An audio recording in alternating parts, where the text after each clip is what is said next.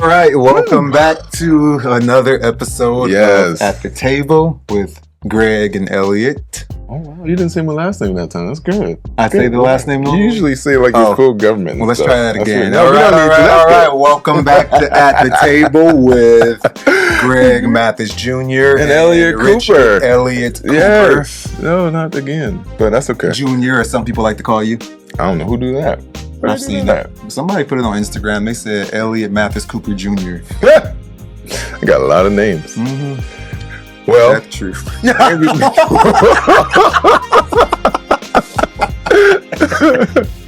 Well, with that great intro, how was your week? I would put it at like what happened this week? Let me rewind my memory. Mm-hmm. Jesus Christ, that's how busy I've been. Mm-hmm. What do we do this week? Help me out, Elliott. It was a decent week, actually. I got some good progress on my projects that I've been working on. Okay. I put it at like a 7 out of 10. 7 out of 10? Mm-hmm. That's passing. Okay. I think my weeks have been crazy busy. Like I think we went to some weddings. Mm-hmm. We saw, we did go to a wedding. One of my fraternity brothers got married. We saw one of our best friends get married in D.C. And then we had to go to San Francisco for the walk for lupus. So it's been a little busy week, but it was fulfilling to be able to be around friends, family, and then also, raising awareness. So I would give it a 9. Oh, wow. Okay. Yeah. I might be tired, but I enjoyed it. It's still good. Good. Well, let's get into it, right? We got a lot to talk about today. We got a lot on the agenda, so I know normally we might banter a little bit, but we need to get right into this one because we've been giving y'all these 2- and 3-part episodes, and I don't know if y'all like that or not. Drop a note in the comment. Yeah. Let us know. Is 30 minutes good? Is an hour good? Is 20 good? But today, let's start with our culture catch-up, right? Am I doing this? You got it. How we doing? I got culture catch-up. Okay, good, because I'm excited about this one. Oh, boy. I feel like the time is right, and it's very important. It is important, especially around this time. So today's culture catch-up, we're going to be talking about one of my favorite philanthropists, Mrs. MacKenzie Scott, or Miss MacKenzie Scott now, I'll say. So, since 2019... MacKenzie Scott has donated over $19 billion to 2,000 organizations, focusing on causes spanning from education, racial equity, health, and LGBTQ advocacy.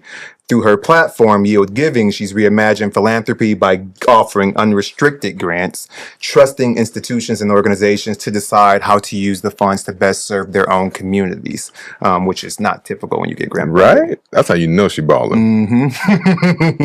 Take the money. Her approach has redefined wealth distribution by centering trust and empowerment. She's given more... Now, this is the part. She has given more than $560 million to HBCUs, historically black colleges and universities, including Howard University, Morehouse, Spelman, Tuskegee, Xavier, Hampton, and Prairie View A&M. Prairie View. Her $40 million donation to Howard, which I think was announced yesterday. So, quick update. The accurate number and updated number, she's given more since we recorded this episode, is MacKenzie Scott has given more than $700 million to HBCUs, including a total of $132 million to Howard University. Maybe a day ago.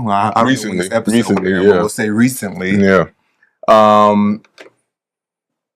Is one of the largest single donations the university has ever received. And so I just want to give a shout out to MacKenzie Scott. She's really reshaping this country. She's doing a lot of good with her money. I think we could really outwardly, right? Like, it's not to say that other people of wealth don't do it, but it's like one thing that she's doing it with HBCUs and then not afraid to say that she's doing it out front. A lot of other people of wealth don't do it, though. So I know. That's true. To hoard their money. What did Billie Eilish tell them? Right? She said, if you're a billionaire, why are you a billionaire? She said, why am I giving more money than y'all? Why are you a billionaire? Wasn't that in that thing? Yeah, that was good. I like it. She ain't scared. Snaps to Billie Eilish and MacKenzie Scott. And just a little bit more about MacKenzie. If you don't know who she is, she was formerly married to Jeff Bezos. and helped him build Amazon in its early days. Since their split, she's been committed to using her wealth for good and changing the world through her philanthropy. She's pledged to give away the majority of her fortune, donating more than, again, $19 billion to organizations advancing education, racial equity, and community empowerment. Boy, shout out to her. All right, I wonder Big if she can time. get Jeff to chip in a little bit. I don't know, that'd be good. Especially after that. Never mind, I ain't gonna talk about his wedding. It was nice though. Yeah. What we eating? Beautiful gowns. So yeah, as y'all know, we always do our What's on the Plate segment, what's at the table. Today we are clearly chowing down, because it was 3 sandwiches on here, y'all. It was at least 3. we try to keep them for when we start rolling, but it was too good, so we actually... I couldn't help it. I finished mine. That's Elliott's half still left. I might finish that one for him No, too. you're not gonna have that now. But it's from a restaurant, one of my favorites. My family and I moved to Los Angeles my sophomore year of high school, and we were introduced by some of our high school friends to this restaurant called Il Tramezzino. And that's a tongue twister. Right? Or maybe I just don't know Italian. Tramezzino. But my whole family became obsessed with it, though. They have this sandwich, which we have here. It's called the #1 Chicken Special. It was founded in Beverly Hills in the late 1990s. And, it's known for, I'll put the description they use, juicy chicken breasts, basil garlic sauce, sun-dried tomatoes, avocado, and melted provolone on a warm baguette. One of my favorites. What do you think, Elliott? We'll save that for the hit or miss. I was about to say, you're giving too much away already. But it looks like it's super healthy. It sounds, it tastes really good. I think I've only ate it with your family a couple times. So, but I didn't know it was y'all favorite. So we had that, and then we had for dessert, they have these Nutella-filled crepes. So is Nutella like the substitute for is that bougie peanut butter? European peanut butter is what I would consider it. All the Europeans eat this. I had Nutella for the first time. Hold on. When I was in England, I think. It's like a hazelnut peanut butter, but mixed with chocolate. Oh, that's actually pretty good. Okay. So that's what we chowing on today, y'all. That is what's at the table, but we have a guest at the table today as well, who is special guest. Speaking of Howard University, shout out $40 million from Miss MacKenzie Scott. And he would know what to do with it. Our brother Dorien Blythers is a political powerhouse strategist and a social impact leader whose career bridges public service, advocacy, and culture. A proud HU grad, Dorien has spent his life in politics and community organizing. Yo, I feel like I got something right too. Organizing tools for empowerment, equity, and systematic. Right, bougie. That's what you get trying to be bougie. Right. I had to try it out. But Dorien currently is the CEO of Good Rebel. Good Rebel, which you'll talk more about, is a social impact firm leading campaigns for justice, equity, and civic engagement, right?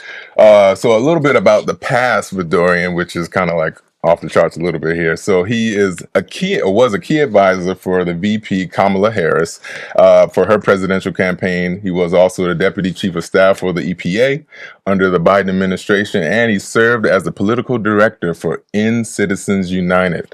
Earlier in his career, he worked with Obama and Clinton campaigns. I mean, come on. And then earning his reputation as one of the most respected voices in the progressive strategy and storytelling. Okay, let's see what we got. Dorien's a superstar, even though he's in the politics. He's also a superstar out in the streets a little bit. No, he's transitioned to Hollywood now. He brought him out to Hollywood. Oh, that's how I was talking. I know he's still. That's a different podcast. But I know we missed a couple things. Either way, Dorien, but welcome to At the Table. Thank you. I'm so excited to be here Excited at the table Excited for to the have first time, which is, this is a special occasion. Right. Yeah. How you feeling? I feel good. It's just funny hearing that bio because Did we miss so anything? much Did of we the- get it right? Did we miss something? No, I like the truncated versions of it. So it's like, wow, I've lived a life. Yeah, I've lived a couple of lives. when we were putting the bio together, I was like, wow, you just forget like where your friend, we came. So Dorien and I came up in politics together in Yep. DC, but you just forget where people start. We both worked on the Obama re-elect. You were Yep. in New Hampshire, Florida. I'm sorry, and Yeah, I was in Florida. Ohio. Yep. And so it's just interesting how people's journeys end up, and when you hear it on paper, you just Yeah. superstar. And it's funny because I feel like so much of what I'm doing now is just not in that world, but you can never really get away from it. That correct. I think we can both agree on that. I think Dorien, similar to has moved out to Los Angeles and really taken up space as a creative storyteller, using his background in politics to transition really successfully into that space. And I think it's important, especially in the days and times we're living in now, to have storytellers that have, really that social conscious to them and the experience to really tell stories in a way that can move us all forward. Right. So thank you. Right. Thank Dorien, you. Thank you. You're originally from where? Okay, originally from. Well, let me take a step back. Okay. I like to say I'm from Chulahoma, Mississippi, which ancestrally. Chula who? Chulahoma. Chulahoma. Is that by Oklahoma? It's about 45 minutes outside of Memphis. I say Chulahoma is a place that looks and smells like it sounds. Right? Like dirt roads, pastures, manure, cows. That's what the country smells like. That's what when you say Chulahoma, it kind of brings me back to that space. But that's where we're from ancestrally. I was born in Atlanta. Okay. But I've lived all over the country. My dad was in corporate America, so just like kind of chasing the next promotion. So from the age of 5 until college, we moved every 2 years. Oh wow! Oh wow! Yeah, so not almost like a military brat, child. Exactly. Corporate brat. Corporate brat. Ain't nothing wrong with that now. Right. As long as the check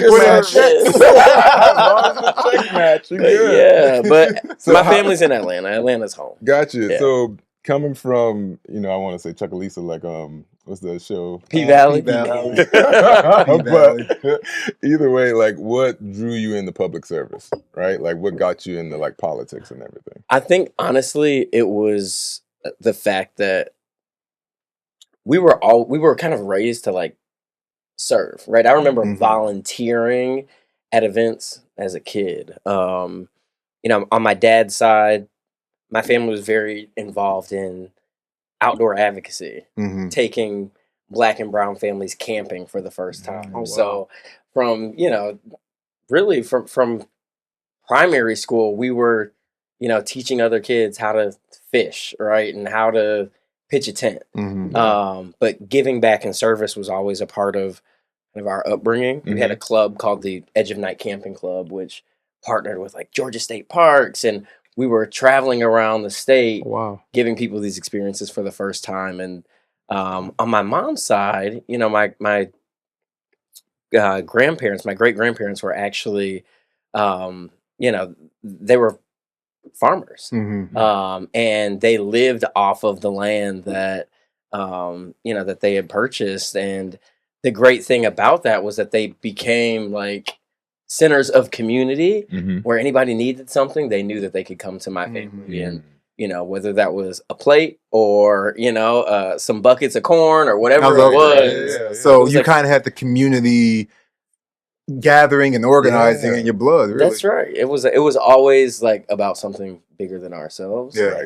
And, I appreciate that. I didn't know that would translate into a career in politics or social impact, but I was doing that work before it even, was before I had the language for it. Right. So when you got to Howard, let me see, is that kind of, or when did the bug for you start, particularly for politics outside? So like so many people, so many millennials, I was a child of the Obama presidency, right? Like that. I came to Howard to study biology. I was going to be a wildlife veterinarian. That was my That fits because life I know how much you love mission. animals. Yeah. Yep. That If you fits. go I to, love if you y'all's go to dogs Dorien very much. Blythers, And just the horseback yeah, and the riding, horseback ride, like the everything. like Everything. all of it. Yeah. Yeah. Dorien is a nature guy. So I knew very quickly that that was actually not my calling. Bio 101 took me out, and I switched to political science. But it Okay. was such an exciting time Mm-hmm. in 2008 to be in Washington D.C. Yep. Yeah. with the rise of Barack Obama. Right. You know, when I first got to Howard, you know, I went to the White House Mhm. and you know, was standing in front of, you know, those presidential portraits, Mhm. and you know, it was you know, two white men. Yeah. So at that time, it felt like the entire political sphere was like rocked and shifted, and I was just a Yeah. part of like riding that wave. I was like, I could do anything. Yeah. The wind is to our backs. Like, it Right. felt so good to be in DC back then. Yep. And I was in DC recently, and it does not feel the same. Who you telling? It has. I mean, like you said, the Obama years really. I think looking back on those, it is. I don't think we realized how good we had it. Yeah. You know, Yeah, obviously that's the right. excitement was in the air. We thought this was a new reality. We thought this was going to be the new normal. That's right. We've experienced a lot of backlash, I think, to those years, and Yeah. all we can do is reminisce on them now. Black lash, white lash. Yeah. A lot of lashing. A lot of lashing. Oh, But God. like that's Yeah. but like I love that though, because like it's like that shaped your worldview in so many ways and like got you into these leadership positions that you're in now. Mhm. And I guess for me it's really cool to just know all of the larger than life figures you've been able to come in contact with, Sure. work with, guide, mold. I mean, That's right. from our forever VP Kamala Harris. It's like, I guess talk a little bit just about how working so closely with some of these larger than life figures has impacted you, and maybe you know, we love the stories, I guess. You know, I think the thing that kind of shocked me when I Mhm. got to DC, Mhm. just as a young person, and when I had my first internship, I was working for an environmental nonprofit, Okay. and I remember one of my jobs was to draft questions for members of Congress that we were going to submit to their office for the Mhm. member to ask during a committee hearing. Mhm. So I was like, oh, these people are so smart. Like, you think you guys are so brilliant. I remember when I found that out too. Like when you were working with the Mhm. Hill, I was like, wait, y'all draft these questions? Y'all Well, put up and these- even recently, you know, there was the big quote that went, or the big statement or comment that Obama made that went viral, where he was saying, like, look, when you walk into these, like, don't ever think that you are not qualified to be in some of these rooms, That's because right. when you go into some of these high-powered rooms with these billionaires, these CEOs, Somebody these wrote it. world leaders, and you think you start talking to them, That's right. they're not that impressive at all. That's right. They are not that impressive, and that's the remember that. reality of it. And a lot of the people who are in these leadership positions, and that's kind of why I asked, Yeah. it's like you look at these larger than life figures, and Mhm. then you pull the curtain back and you realize their talking points and their knowledge of the things that they're kind of using to platform themselves and within their platforms are written by 20-year-olds. That's right. That's right. 23, 24, 5-year-olds. And the thing about it is, like, I think I've been fortunate enough to work for people who are like actually smart and like, brilliant in their own Mhm. right. Yep.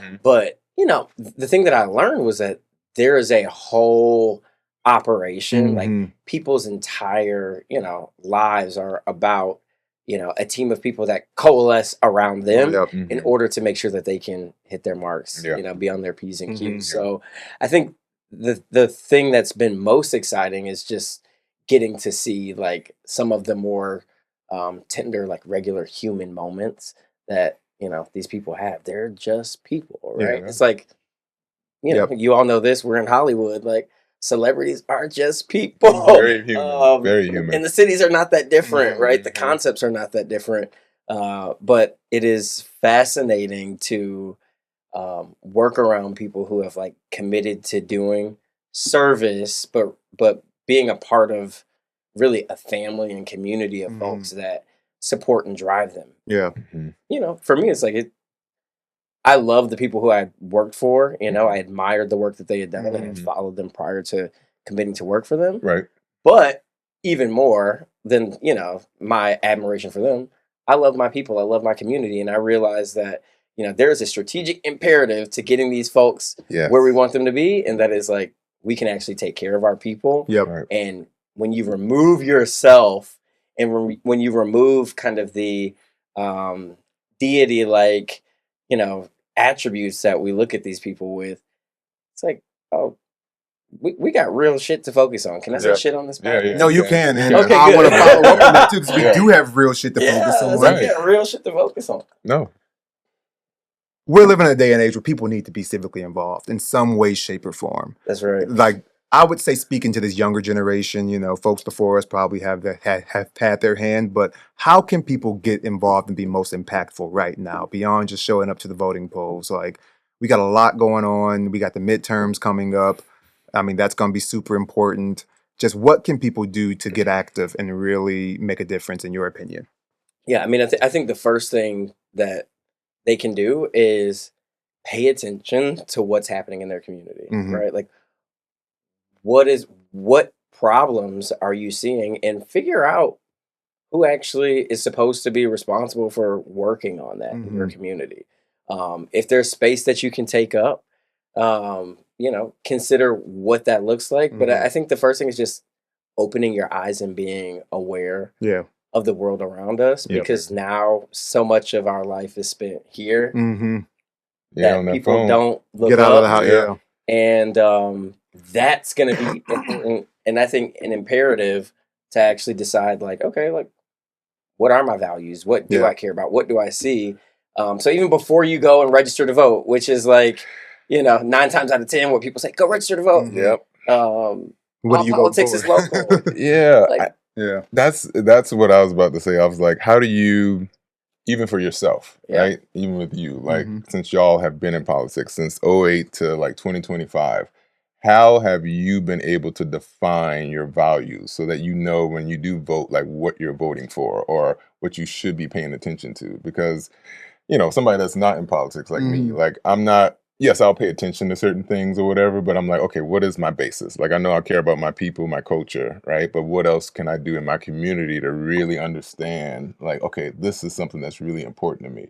Like, how do you shape the algorithm for somebody that is young, right? Just like when you're looking at Instagram, if you look at a certain thing, they're going to keep throwing that back at you, right? So what is something that people should try to shape? How do I think it goes back to what he was saying of like, you have to figure out what's important for you. Like, that's beyond even going to before you look at someone else's platform, you should really ask yourself, like, what is important to me? For me, I know it's important for me. I want people to have freedom. People should be free, liberation. Like, and I think it's important for us to help each other out. I think the government serves a critical role in that. So when I'm showing up and looking at candidates, I'm like, okay, are you a candidate that's going to move us closer to liberation for people? And what does that look like? It means, like, if I'm gay, I can be gay. I'm not hurting anybody. You know, we live in a country that's supposed to be free. We should be free to do whatever we want. And so oppression looks like, oh, no, you can do this, but you can't do that. Correct. Why are we telling people what we can do to enjoy our time here on this earth? That's you know? Yeah. And I also think that, you know, for me, it's important for people to have a socially conscious platform of helping each other. I think, you know, we live in the richest country in the history of the world, but I can go 3 blocks over from my house, and I think most people who live in a major city can, and see a homeless encampment. That's ridiculous. That shouldn't be happening. Shouldn't be happening. You shouldn't have billionaires in this country when you have people sleeping on the street. It just doesn't make sense. And so those are things that kind of guide my play out. Yeah, I mean, and honestly, like, and I grew up in the church. For me, it was always very simple. Like, remember the WWJD bracelets? What would Jesus do? Right.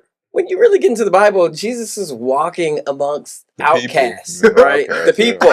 So it's like, why have we, you know, we've gotten to this place where, you know, there are folks who have, you know, perverted the text and made it to be, you know, used to oppress people, when in actuality, you know, that freedom, that liberation, but even just seeing people, I want to ensure that, like, for myself, the issues that I support, the candidates that I support, the causes that I work on, that there is a politics of seeing people first. Yes, thank you.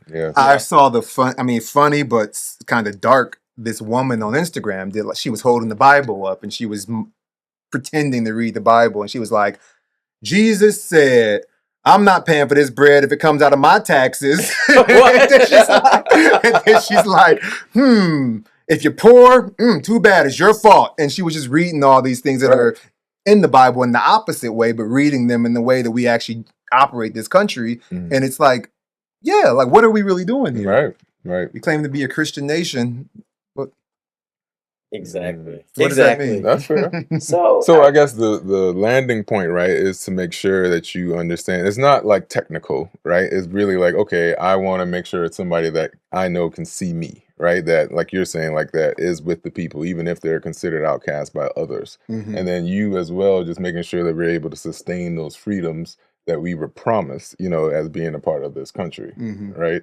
So I think people should understand that when, you know, if they're registering to vote or if they're trying to be motivated, so that they won't just say like, oh, they're telling me to vote, or oh, this is coming up, I just know this is just a bunch of, you know, jargon. Like, it's really giving them an idea of, like, almost like a script of how to start, right? And it's open-ended because it's still their decision, right? Correct. Yeah. Someone said if you don't vote, you voted for the winner. So and we all have a role to play. Like, I would never downplay, you know, registering to vote. I believe that you should vote in every election. Yes. I believe that, you know, parents should be mandating that their kids get registered. I registered when I went to get my driver's license. Because I think it was, if you were 17, you could still register in Texas at the time. You could vote on your, you know, after you turned 18, but you could register.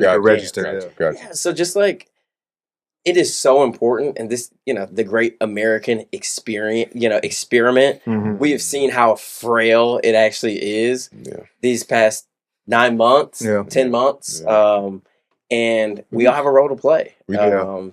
You know, so voting is the first thing. So on that note, Let's you get talk into about it. how no, not even that. This is actually something that's always impressed me about you, is that as stressful as your jobs have been, you know, as working in, I think, a space where you have these big dreams to help people, and they oftentimes, especially in the times we're living in now, kind of get stomped on in certain ways, and you're fighting the fight that, you know, can get really tough some days. How do you keep yourself so whole? You know, you're such a positive and light person amidst, you know, I'll take a term I've heard you use, if it's okay to say it. Go for it. Amidst the crumbling of an empire, almost, and what if it can feel like on certain days.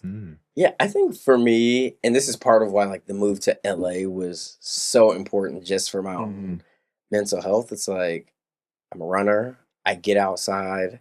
I breathe in fresh air. I hike. I hit the ocean and catch the sunset when I can. Like, you have to take the time. And when you're working in politics, like, your time is not yours, right?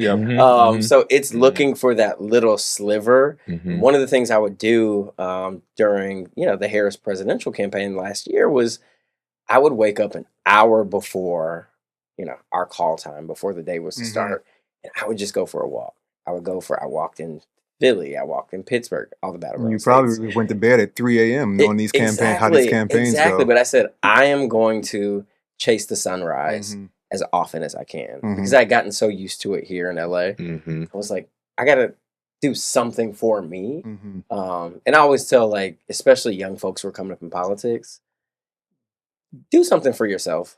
Ask yourself what you did for yourself today, because these jobs, right, working in the administration, working with the White House, that is a grind.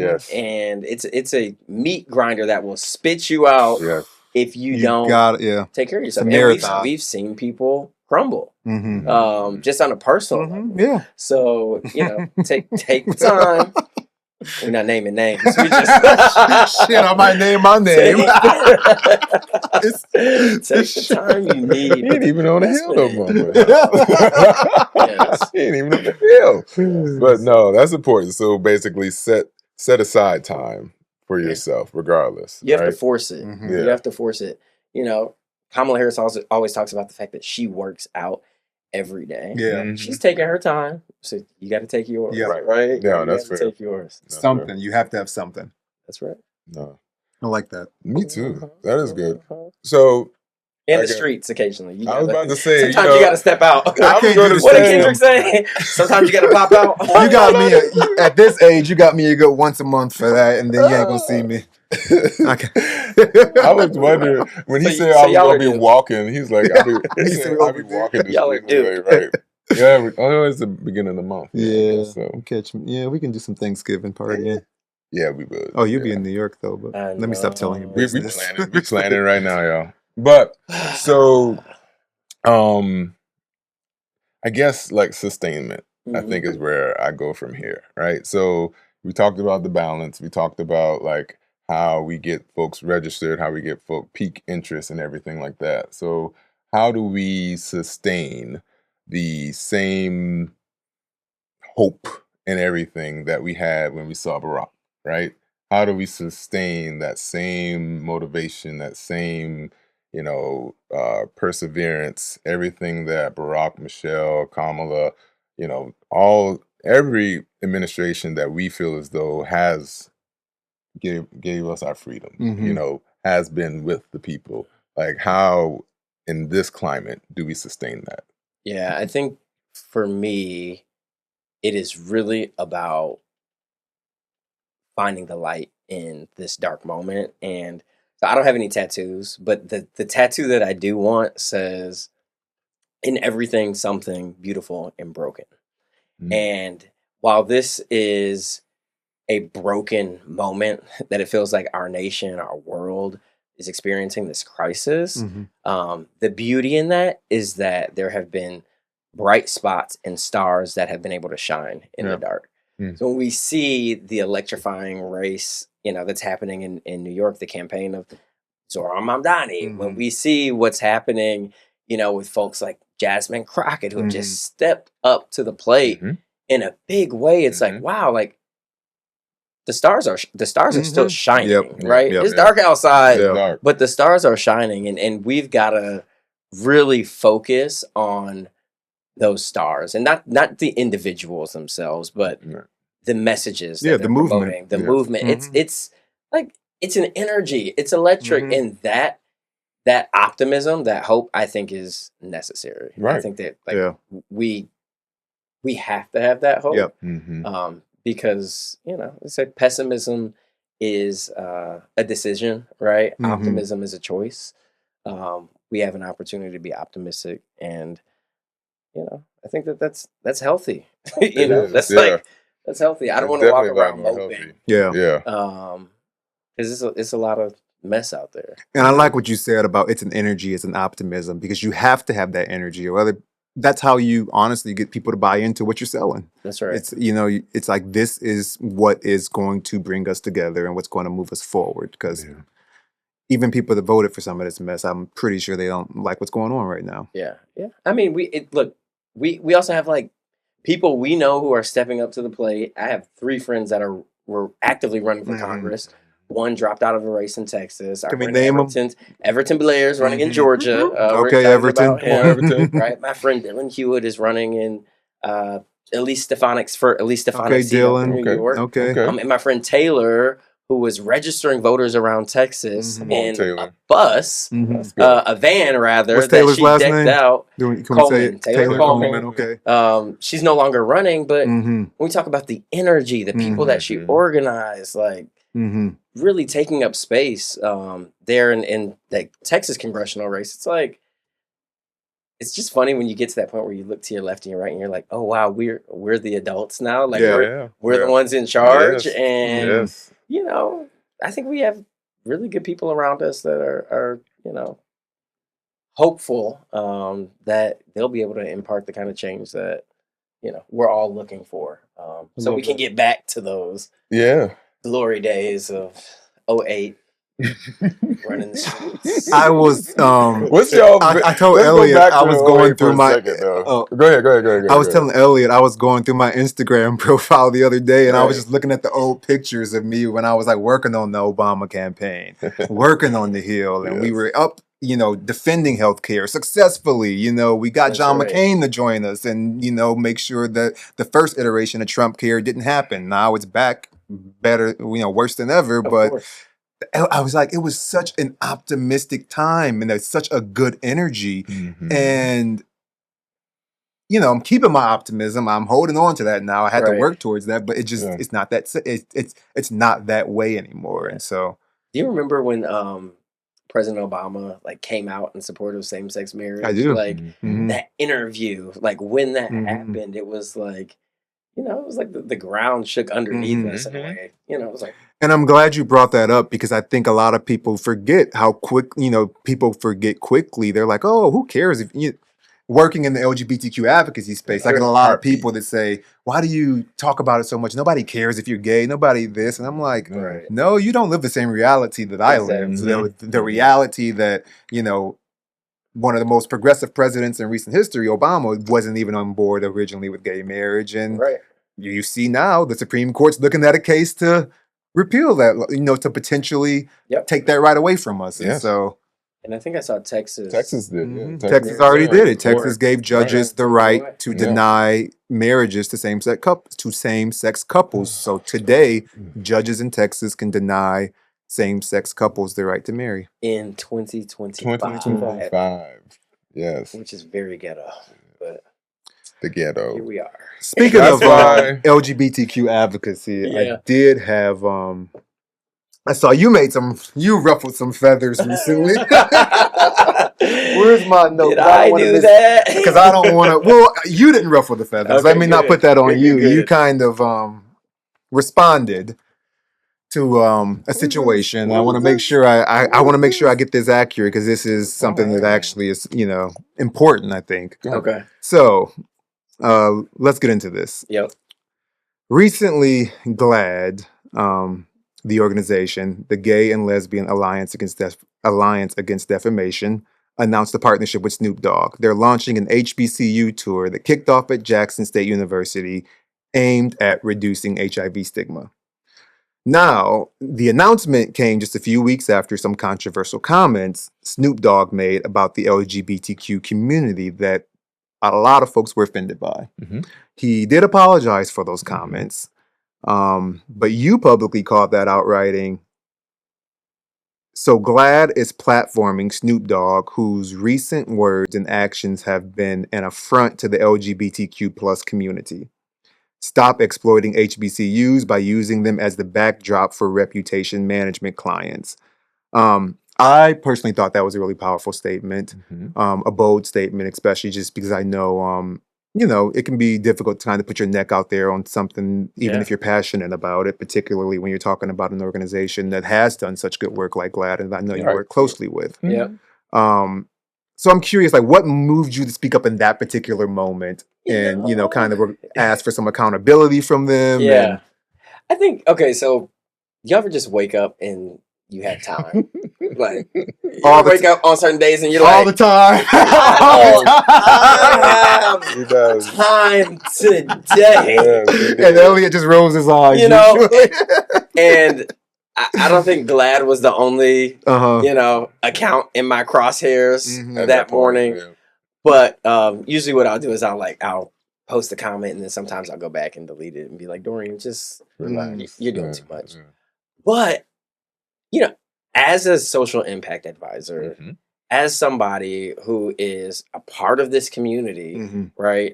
As someone who needed, you know, to understand, you know, how to, you know, navigate safe sex, right? They're doing really important work. Absolutely. And GLAAD has always been able to like stand in the gap and amplify and shine a light on, you know, this community. But specifically, you know, the selection of Snoop to promote a campaign or to be a part, kick off this campaign that is about HIV stigma. It's like, what connection does he have to the issue? One.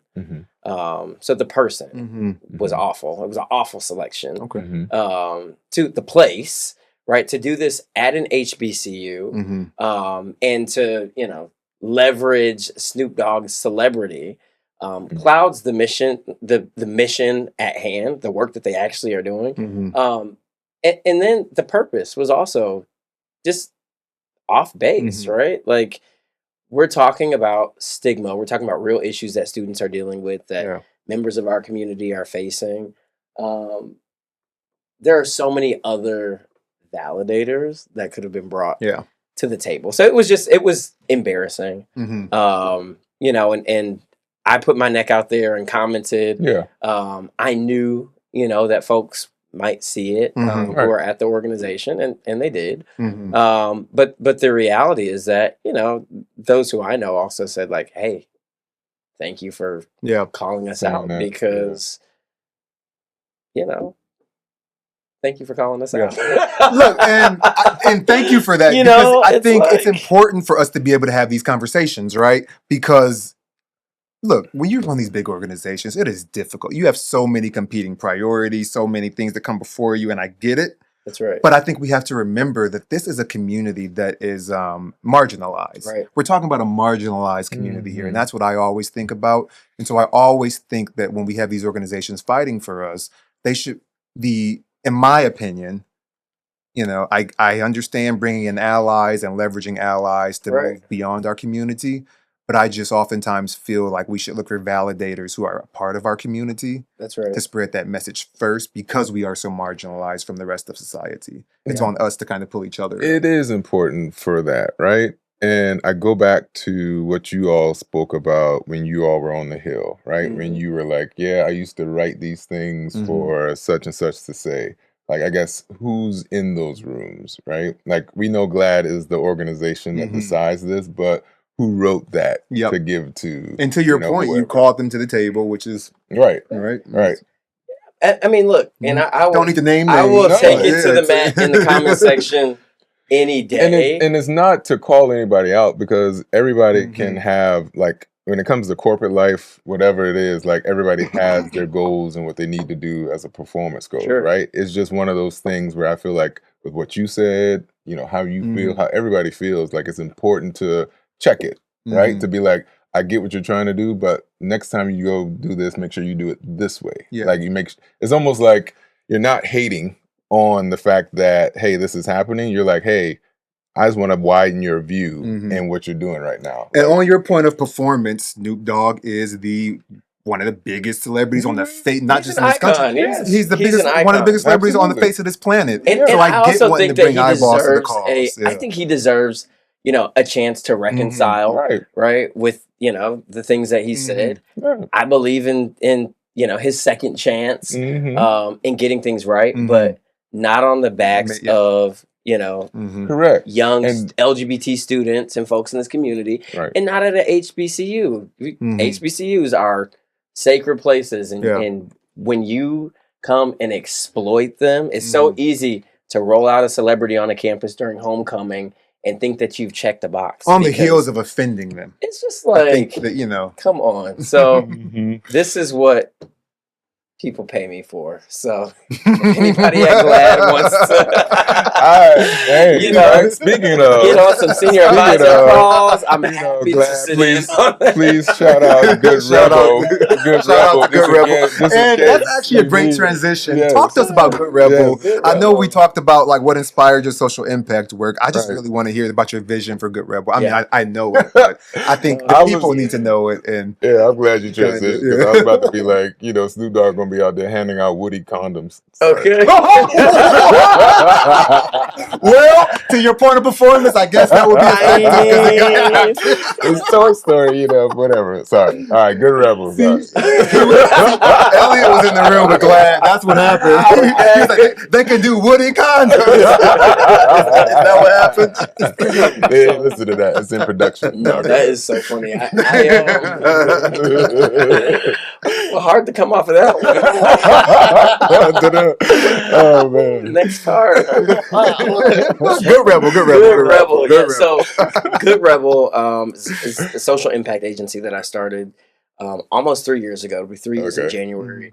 And I launched this agency in the spirit of John Lewis's Good Trouble. You know, being born in Atlanta, understanding his legacy, having, you know, worked in DC at that time, and, you know, knowing Mr. Lewis and seeing him around, I was like, what a cool way for me to like honor, you know, his legacy and a part of my background.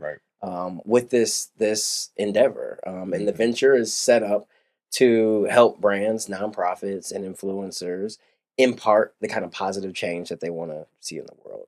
A lot of people want to make change. Not everybody knows how to effectuate it, and that's what we do. Or have the time and energy. That's right. Yeah. That's right. So the idea behind it really was born out of the fact that there were so many other folks, especially in Hollywood, that were doing this work, and they were doing work advising, whether celebrity clients or big brands on social issues that largely impact people that look like us.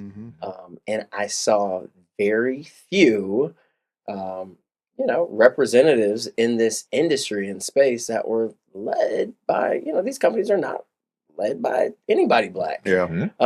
And there are some really great examples of folks who have stood in the gap, for our communities and have done this work. I think about Joshua Du Bois and Values Partnerships, right? They're a Black-owned impact agency, that has inspired me in the work that they do. But I also was like, I can do this, and I can do this here in Hollywood, and at a time where our politics has become so divisive, so many people are turned off by what's happening in DC and don't want to touch politics with a 10-foot pole. Right.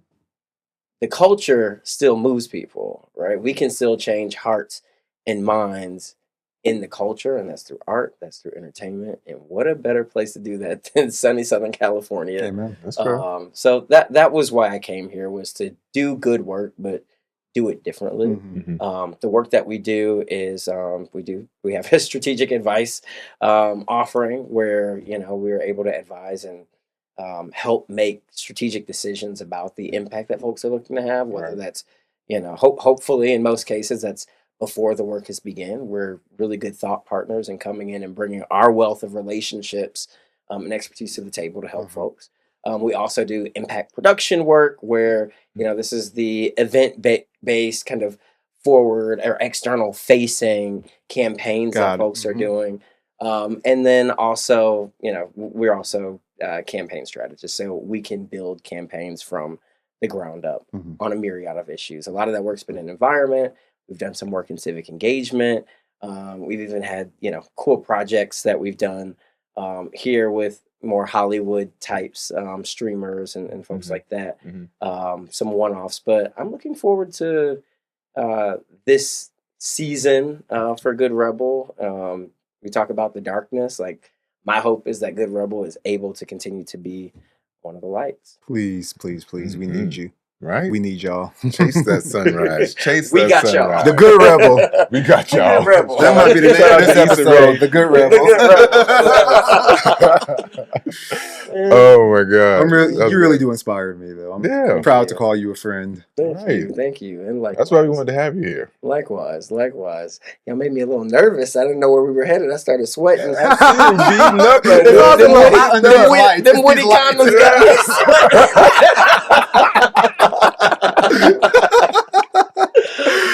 That'll do it. It's good to be at the table, and you guys do good work. Like, y'all are here behind the table today, or at the table, and the dope thing about you guys and even our friendship is that even we don't see each other all the time.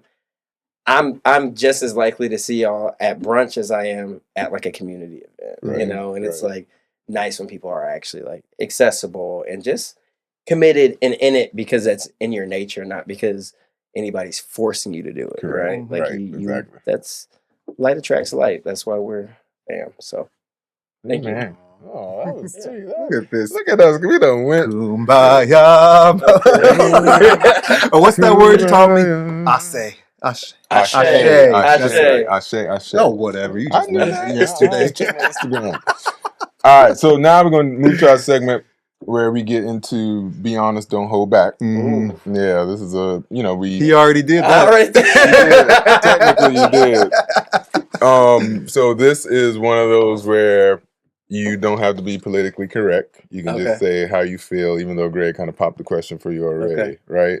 But Greg, I'm going to let you hit him with something else. Oh, I wrote something down. Let me look at this. Snap. Yeah.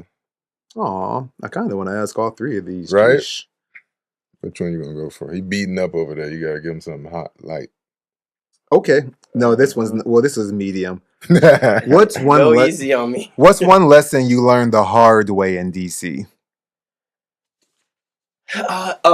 Just that people will disappoint you, right? Mhm. Like, you look at political figures, you know, you want to be in the room, you look up to these folks, they will disappoint you. And you have got to remove yourself from the equation and not take anything personally, right? Like, That's so true. That's a word, everybody has actually. good Thank days and you. bad Thank you days. for Not that. taking it personally. You cannot take it personally. I learned Yeah. that the hard way. Okay. You know, because you want to get Yeah. in the room and you Yeah. want to see Mhm. what it's like. Yeah. You know, and I got the chance to do that for Yeah. so many different people. Mhm. And people will disappoint you, so you have to be, you know, that person. Put yourself on the pedestal. Ooh, these words of Put that on affirmation. No, that's Okay. 2 snaps because he's right. Like, Put yourself on I the had to pedestal. look spot on. Is It's you have to like- trust your own genius. I'll say. Yes. Richard yes. Lawson taught me that one. Trust your own genius. That's right. That's right. So yeah, that's my good. That's my hard I lesson. like that. Okay. Mm-hmm. Well, thank you for doing Be Honest, Don't Hold Back. Now we're going to talk about this food. You ready for that? So what we do here is we try, you eat beforehand, right? And then at the end, we call it Chef Kiss or Chef Miss, right? So Chef Kiss is like, oh, I enjoyed it. Chef Sure. Miss is like, I ain't gonna eat that again. So what did you think of, how you say that thing again, Greg? El Tramezzino, Zina, We call it El Trim for short. El Trim. El Trim. El Okay. Trim. It sounds kind of like a Like a club. no, like a medication. Oh, Oh. okay. You know, It could be. Tramezzine, Some people, they El act Tramezzine. Promethazine. I would say Chef's Kiss. Okay, good. I would say Chef's Kiss. Okay, It was nice. good. Nice, It was nice, very nice, good. nice. It was like panini style. It was like, panini style, yeah. I liked the avocado in there. I mean, it was Okay, Dorien gonna be addicted like us. He gonna be Okay. part of Right? the El Trim He said fam. like, oh. be coming across town to get my Meet me at El sandwich. Trim and Dude. Yeah. Where is it? It's on. Chef's I Kiss. think it's on Rodeo. I think it's right on Rodeo. They got one in Beverly Hills. That's right. Oh, easy breezy. With the Nutella. I know you stay on Nutella. that part of town. You know, In your threads. shopping. Give me strategy. Yeah, I hang out on Rodeo. Being a Meet good me at Van rebel. Cleef.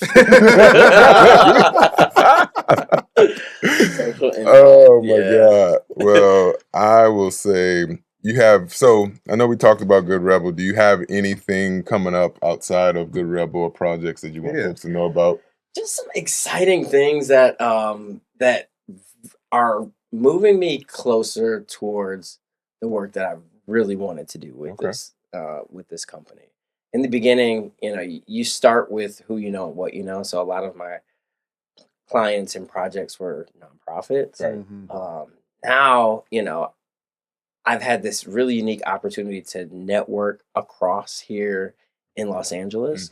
So, without getting ahead of the folks leading these efforts, I think like you're going to see, more involvement for those that follow me on social in things like film and the documentary space. Yes. Talking about issues that are supporting folks who are like making really great content and telling important stories. Correct. So that's an exciting space. And we're also, doing some fascinating work with some other campaigns, some issue campaigns that are coming up, around things like youth and public health, cell phone addiction. There's just all these cool things that are out there. Yeah. And that's in your nature, getting folks off these phones and back outdoors, Okay, right? let's get outside. Get outside. Let's Chuck be a Lisa outside. and catch a horse. Look, gotta love the alignment, right? That's right. That's outside. right.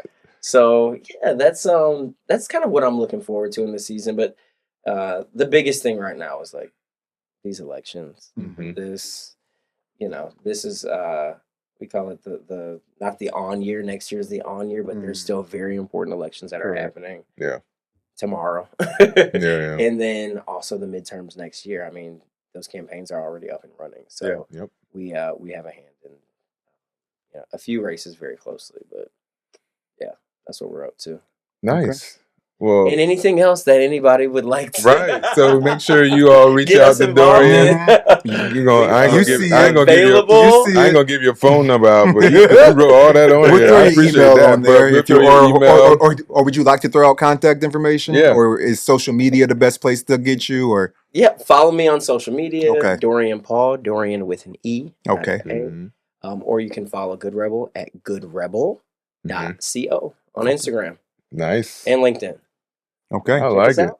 All right. Yeah. Well, Dorian, thanks for Thank coming you to for at coming to the table. Right? Cheers to you. yes. Cheers to everything you're working on. Cheers. Cheers to moving us in the culture forward. Yes. Amen. Salud. And the Woody condoms. I'm gonna spit this shit out. About that. Crazy. This is what I deal with. This is That is so funny. But yeah, so let me tell so But thanks for watching, y'all. Oh, we not done? Yeah. Oh, that's subscribe. Make sure right. you like. You know, definitely support goodrebel.co. Please. What else? Subscribe, like you did that. Thanks for joining us, y'all. Yeah. Give us some comments. Give us some feedback. Get involved. Get outside. Get in your community. Get off the phone. have some fun. Stay on the phone, but get outside. That's okay. Yeah, make sure you stay on the phone and watch at the table and then get outside. Yeah. Thank you. Thank y'all.